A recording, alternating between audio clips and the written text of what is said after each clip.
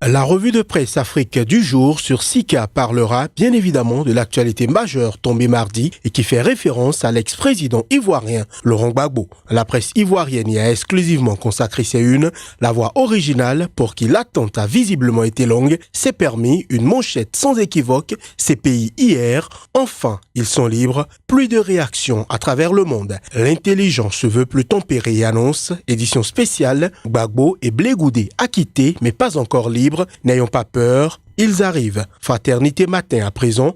Cour pénale internationale, Gbagbo et Blé Goudé acquittés. Ce que les juges ont dit, quelle incidence sur la vie politique nationale. L'ambiance à Yopougon et à la résidence des Gbagbo, la réaction des hommes politiques. Et l'un des hommes politiques est à retrouver à la une du quotidien Le Bélier Intrépide qui titre « Libération de Laurent Gbagbo et Blé Goudé, réaction du président du PDC-IRDA, Henri Konan-Bédié, c'est une bonne chose pour la paix. Mais cet acquittement est loin de contenter tout le monde. Le Jour Plus titre « CPI, acquittement de Laurent Gbagbo et Blé Goudé, les victimes et leurs avocats condamnent la décision ». Le sursaut, pour finir, s'intéresse à une autre affaire et titre « Justice ».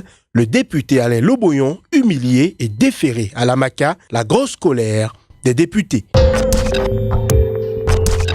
Au Sénégal, Sud Quotidien s'intéresse à la classe politique en manchette et affiche « Stratégie de lutte contre le maquis » en référence au chef de l'État. L'opposition cherche ses marques. Enquête titre de son côté « Requête contre l'invalidation de sa candidature.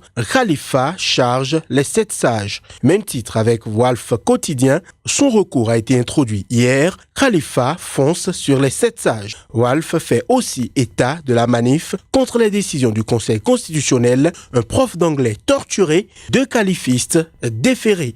Les précisions de la police. Vox Populi revient sur la même actualité en manchette. Manifestation contre la décision du Conseil constitutionnel sur les candidatures à la présidentielle 2019. L'opposition déclenche la guérilla urbaine. Vox Populi relaie l'actualité dans le monde estudiantin aussi. Non-paiement des bourses. Les étudiants de l'UGB repartent en guerre.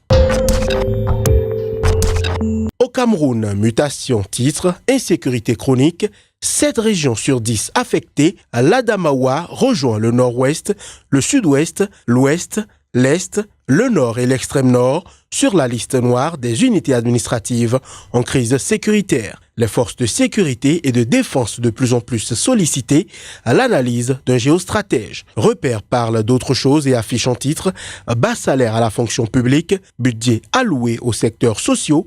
La Banque mondiale tense le Cameroun. Cameroun Tribune parle de financement des PME et estime qu'il faut rectifier le tir. L'économie, avec sa manchette très expressive, parle consommation. Le gouvernement fait mousser l'attente du prix de la bière. Et c'est sur cette note économique que nous refermons cette revue de presse Afrique, que nous vous remercions d'avoir suivi. À très bientôt.